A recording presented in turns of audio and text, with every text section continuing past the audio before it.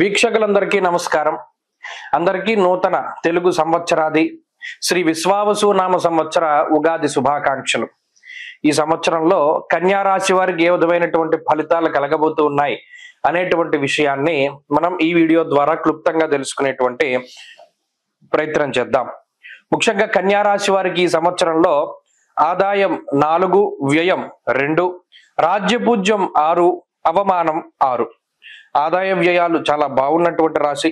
అలాగే ఈ సంవత్సరంలో గురుడు మే 15వ తారీఖు వరకు 9వ ఇంట రజతమూర్తి, తదుపరి 10వ స్థానమందు తామ్రమూర్తిగా సంచారం చేస్తారు. శనేశ్వరుడు ఈ సంవత్సరం మొత్తం 7వ స్థానమందు లోహమూర్తిగా సంచరిస్తారు. మే 21వ తారీఖు వరకు 7, 1వ ఇంట తామ్రమూర్తులు, తదుపరి 6, 12వ స్థానాల్లో లోహమూర్తులుగా సంచారం చేస్తారు. ప్రత్యేకించి ఇక్కడ మనం దృష్టిలో పెట్టుకోవాల్సింది ఏంటి అంటే, గత సంవత్సరం గురుబలం ఉన్నది, శని బలం ఉన్నది. ఈ సంవత్సరంలో గురుబలం లేదు, శని బలం లేదు, రాహు మాత్రమే బలంగా ఉన్నారు. అయితే గురు శనులు ప్రతికూలంగా ఉన్న వారి యొక్క మూర్తిత్వాల వల్ల చెడు చెయ్యలేరు. ఎందుకంటే గురుడికి వచ్చినటువంటి మూర్తిత్వం తామ్రమూర్తి, శనేశ్వరుడు లోహమూర్తి. అంటే చాలా తక్కువ స్థాయి ఫలితం, 25 to 30% చెడు ఫలితాలను మాత్రమే ఇవ్వగలరు. రాహు యొక్క అనుకూలత ఉన్నది, అయితే ఈయన కూడా లోహమూర్తిగానే ఉన్నారు. అయినప్పటికీ షష్ఠ స్థానమందు రాహు ఉండడం అనేటువంటిది చాలా గొప్ప విషయం. ప్రత్యేకించి దీర్ఘ సంచార గ్రహాల్లో రాహు యొక్క అనుకూలతే ఉన్నది. నిజానికి ఒక విషయాన్ని దృష్టిలో పెట్టుకోవాలి. ఒక్క రాహు బలంగా ఉండడం వల్ల మిగతా ఏ గ్రహం ప్రతికూలంగా ఉన్నా తన యొక్క మాయోపాయం చేత చక్కగా ప్రతిదీ కూడా ఛేదించేటువంటి గ్రహం రాహువు. కన్యా రాశి వారికి ఈ సంవత్సరం అదే జరుగుతుంది. అయితే మిగతా గ్రహాల వల్ల జరిగేటువంటి చెడు ఫలితాలను కూడా మనం దృష్టిలో పెట్టుకోవాలి. ముఖ్యంగా దశమ గురుడు నక్షత్రాల వారీగా వస్తే ఉత్తరా నక్షత్ర జాతకులకి ఈ సంవత్సరం కందాయ ఫలం 7-0-2గా ఉన్నది. మధ్యశూన్య మనోవ్యధ అన్నారు. అంటే కొంత మానసికమైనటువంటి క్లేశములు వీరికి ఎక్కువగా ఉంటాయి ఈ నక్షత్ర జాతకులకి, ఉత్తరా వాళ్ళకి. అలాగే హస్త నక్షత్ర జాతకులకి కందాయ ఫలం 2-1-0గా ఉన్నది. అంత్యశూన్య ధన నష్ట అన్నారు. కొంత డబ్బు ఖర్చు ఎక్కువగా ఈ నక్షత్ర జాతకులకి కనబడుతూ ఉన్నది. చిత్తా నక్షత్రం వాళ్ళకి కందాయ ఫలం 5-2-3గా ఉన్నది. అంటే సంవత్సరంలో మధ్య 4 నెలలు మినహాయించి, జూలై నుండి అక్టోబర్ మినహాయించి మిగతా నెలలన్నీ కూడా వీరికి యోగదాయకంగానే ఉంటుంది. బేసి సంఖ్యలే వచ్చాయి కాబట్టి. అయితే ఇక రాశి ప్రకారం చూస్తే దశమం వృత్తి, కర్మ, ప్రవృత్తి లేదా జీవన విధానాన్ని సూచించేటువంటి గొప్పదైనటువంటి కేంద్రం.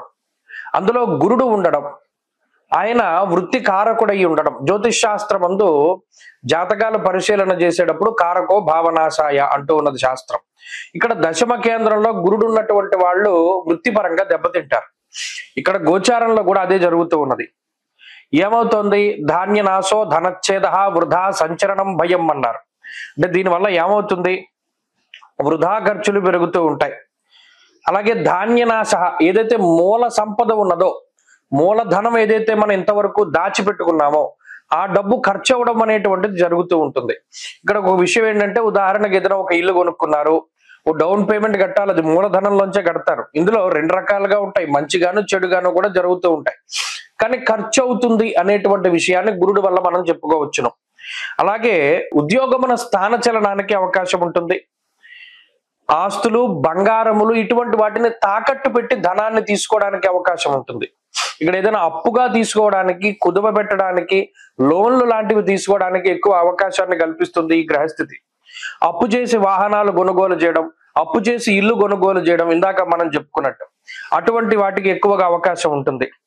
అయితే విలువైనటువంటి వాటిని 10 రూపాయలు పెట్టి కొనవలసినటువంటి చోట 15 రూపాయలది మిమ్మల్ని ఆకర్షిస్తే దాన్ని పెట్టి మీరు కొనుగోలు చేస్తారు. కుటుంబ కలహాలకి ఈ గ్రహస్థితి కొంత అవకాశాన్ని కల్పిస్తూ ఉన్నది. శరీరం బరువు పెరగడానికి అవకాశం ఉంటుంది. కన్యా రాశి వారు ఇది ప్రధానంగా దృష్టిలో పెట్టుకోవాలి. ఏంటయ్యా అంటే, వెయిట్ గెయిన్ అవుతూ ఉంటారు.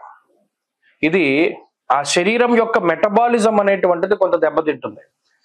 కాలాన్ని అతిక్రమించి భోజనం చేయడం, ఎక్కువ పని వేళల్లో ఉద్యోగం చేయడం, సమయానుకూలంగా భోజనం చేయలేకపోవడం, కుటుంబానికి తగిన సమయాన్ని కేటాయించలేకపోవడం, ఇలా ఉద్యోగ పరంగా ఎక్కువ స్ట్రెస్ ఉంటుంది. అంటే ఎక్కువ కష్టపడాల్సినటువంటి పరిస్థితులు ఉంటాయి. అలాగే కుల ఆచారాలను పాటిస్తూ ఉంటారు. దైవ దర్శనాలు, తీర్థయాత్రలు వీటిని క్రమం తప్పకుండా చక్కగా వెళుతూ పాటిస్తూ ఉంటారు. అదొక పనిగా పెట్టుకుంటారు. ఇన్ఫాక్ట్ శుభ కార్యక్రమాల్లో పాల్గొంటారు. అయినప్పటికీ కొన్ని సందర్భాల్లో చేసేటువంటి ప్రయాణాల్లో చాలా అలసట ఉన్నా వృధాగా అయిపోతూ ఉంటాయి. కాబట్టి ఒక ప్రయాణం చేసేటప్పుడు అది జాగ్రత్తగా చూసుకుంటూ ఉండడం చెప్పదగినటువంటి సూచన.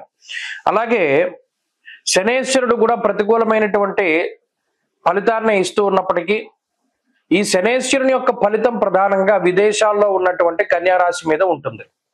అక్కడ స్థిరత్వం కోసం ప్రయత్నం చేస్తూ ఉండేటువంటి వారు మరింత కష్టపడవలసి రావడం, లేదా విదేశాల్లో ఉద్యోగాన్ని కోల్పోవలసి రావడం, ఇటువంటి వాటిపై ప్రభావాన్ని చూపెడుతుంది.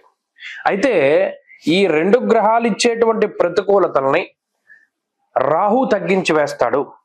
ధైర్య బుద్ధిర్ వీర్య బుద్ధిర్ రిపునాశం సదాశుభం అన్నది శాస్త్రం. అనగా గొప్ప ధైర్యమైనటువంటి బుద్ధిని, వీర్యము అనగా శౌర్య పరాక్రమాలు, చాలా సాహసోపేతమైనటువంటి నిర్ణయాలు తీసుకుంటారు. దానివల్ల ధైర్యే సాహసే లక్ష్మి, దాని వెనకాలే ధైర్యం, డబ్బు ఇవన్నీ వస్తాయి. కాబట్టి రాహువు ఎంత మాయోపాయాన్నైనా సరే పన్ని ఈ గురుశనులు ఇచ్చేటువంటి చెడు ఫలితాల నుండి కాపాడుతారు. ఇది చాలా గొప్ప విషయం. ఎక్కడా మోసపోనివ్వకుండా, ఎక్కడా మీ వస్తువులు దొంగల పాలు కాకుండా, ఎక్కడా మీ పరువు పోకుండా రాహు ఎంతసేపటికి కాపాడుకుంటూ వస్తారు. ఇది చాలా గొప్ప విషయం. శత్రువులపై పూర్తి స్థాయిలో విజయాన్ని ఆశించడానికి అవకాశం ఉంటుంది. కాబట్టి ఇక్కడ కొన్ని సందర్భాల్లో కుటుంబానికి దూరంగా వెళ్ళవలసి వస్తుంది. భార్య వేరే చోట, భర్త వేరే చోట ఉద్యోగపరంగా వెళ్ళవలసినటువంటి పరిస్థితులు ఉంటాయి. ఇవన్నీ ఈ సంవత్సరం కన్యారాశి వారి దృష్టిలో పెట్టుకోవాలి. మరిన్ని అనుకూలమైనటువంటి ఫలితాలను సాధించడానికి ఎక్కువగా ఈ సంవత్సరం గురువు యొక్క ఆరాధన చెయ్యాలి. దక్షిణామూర్తి స్తోత్రాన్ని ప్రతిరోజు చదువుకుంటూ ఉండడం, వినాయకుడికి ప్రత్యేకించి ప్రతి గురువారం నాడు వెళ్ళి విఘ్నేశ్వరుని యొక్క ఆరాధన చేస్తూ ఉండడం, ఇటువంటివి చేస్తూ ఉంటే మంచి ఫలితాలని ఆశించవచ్చు. ఈ సంవత్సరంలో కలిసి వచ్చేటువంటి వారం శనివారంగా చెప్పవచ్చు. అదృష్ట వర్ణము పసుపు నీలముగా చెప్పవచ్చును. అదృష్ట సంఖ్య 9. స్వస్తి. మార్చి 30వ తారీఖున మారేటువంటి శనేశ్వరుడు కన్యారాశి వారిపై ఏ విధమైనటువంటి ప్రభావాన్ని చూపించబోతున్నారు అనేటువంటి విషయాన్ని ఈ వీడియో ద్వారా క్లుప్తంగా తెలుసుకునేటువంటి ప్రయత్నం చేద్దాం.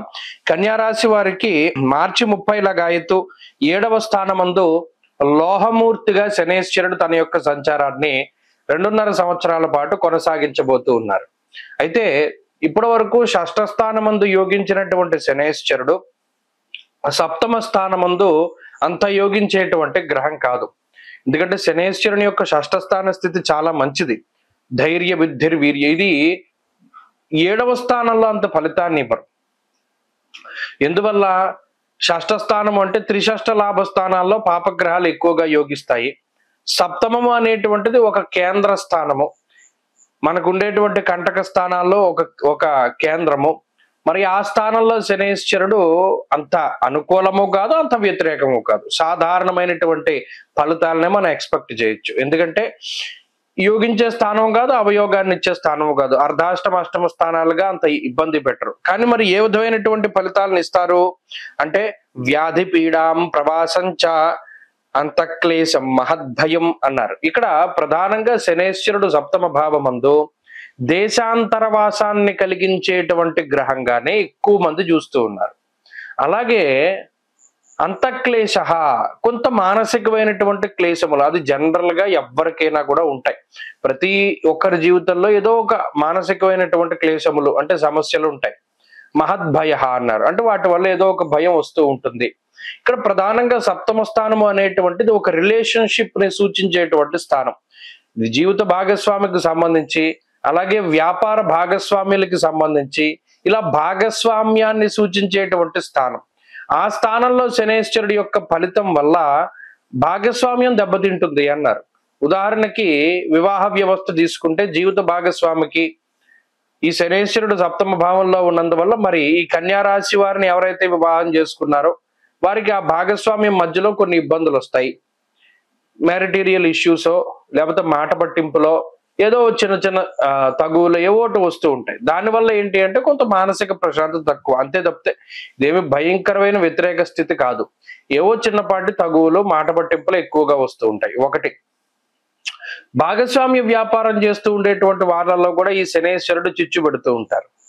వారికి కూడా భాగస్వామ్యాన్ని దెబ్బతీసేటువంటి విధంగా శనేశ్వరుడు ఎక్కువగా ప్రోత్సాహకాన్ని ఇస్తూ ఉంటారు. ఇది రెండో విషయం. ఇక సౌఖ్యము అనేటువంటిది చాలా తక్కువగా ఉంటుంది. ప్రత్యేకించి చూడండి, కన్యా రాశి వారికి ఇప్పటి వరకు ఉన్నటువంటి రోజులతో పోల్చుకుంటే రాబోయే 2.5 సంవత్సరాలు కొంత కష్టసాధ్యమైన జీవితం ఉంటుంది. అంటే ఏంటి, ఇప్పటి వరకు ఎంతో లగ్జరీగా ఉంటే కొంత దాన్ని తగ్గించుకునే ప్రయత్నం చేస్తారు. కొంతమంది కావాలని, అంటే మన శరీరం పెరిగిపోతుంది, ఎక్కువ నడకకి ఇంపార్టెన్స్ ఇవ్వాలి, సైకిల్ దొక్కాలి, ఈ టైప్ ఆఫ్ మెయింటెనెన్స్ లోకి దిగుతూ ఉంటారు. మరి ఇప్పటి వరకు కార్ల మీద బళ్ళ మీద వెళ్ళేటువంటి వారికి నడక లేదా సైకిల్ అంటే మరి కష్టమే కదా. కానీ అది కూడా ఎందుకు, బరువు తగ్గడానికి అనేటువంటి ఒక ఆలోచన. ఏదైనా సరే శరీరం కష్టపడుతుంది, దానికి రకరకాల కారణాలు ఉంటాయి. ఇది లగ్జరీ తగ్గడం, సౌఖ్యం తగ్గడం. అలాగేనేమో ఇంకో విషయం ఏంటి అంటే నిద్రా సౌఖ్యం తక్కువగా ఉంటుంది. ప్రధానంగా కన్యా రాశి వారిలో ఏమవుతుంది అంటే రాత్రిపూట నిద్ర పట్టదు. ఇది ఒక గొప్ప సమస్య. ఎంతోసేపు ప్రయత్నం చేస్తేనే కానీ నిద్ర పట్టనటువంటి పరిస్థితి, ఇది సాధారణమైన సమస్యగానే వారిలో కనబడుతూ ఉంటుంది.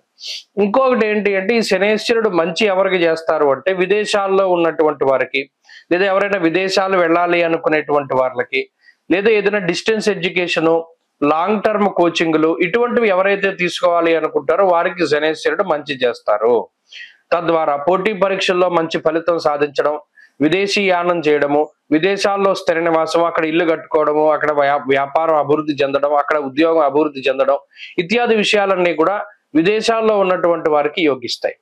అలాగే ప్రవాసము అన్నారు. ఇదే ప్రవాసము అంటే దేశాంతరవాసం చేసేటువంటి పరిస్థితులకి కూడా కారణమవుతుంది.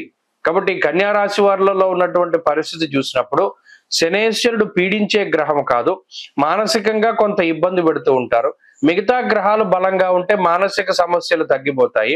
అందులో శనివత్త రాహు అన్నారు కాబట్టి, రాహు షష్ఠ స్థానంలోకి వెళుతూ ఉన్నారు కాబట్టి శనిచ్చే ఫలితాన్ని రాహు తీసేస్తారు.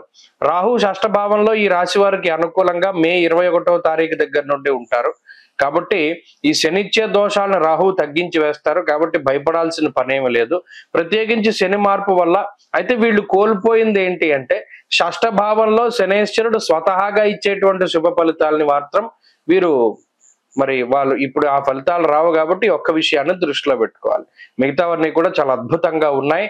ఈ రాహు ఇచ్చేటువంటి శుభ ఫలితాల మధ్యలో శని ఇచ్చేటువంటి దోషం కనబడదు.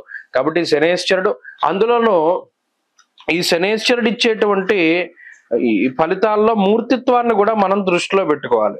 కన్యా రాశి వారికి లోహమూర్తిగా సంచారం చేస్తున్నారు కాబట్టి ఆయన ఇచ్చేటువంటి ఫలితం 25% నెగిటివ్ గా ఉంటుంది. కాబట్టి ఈ శని మార్పు వల్ల ఏమీ ఇబ్బంది లేదు, చక్కగా హాయిగా ఉండొచ్చు. ఏ విధమైన పరిహారాలు పాటించవలసిన పని లేదు. ఎవరైనా విదేశీయానాలు, లాంగ్ టర్మ్ కోచింగ్లు తీసుకుంటే చక్కగా పనికొస్తుంది. స్వస్తి.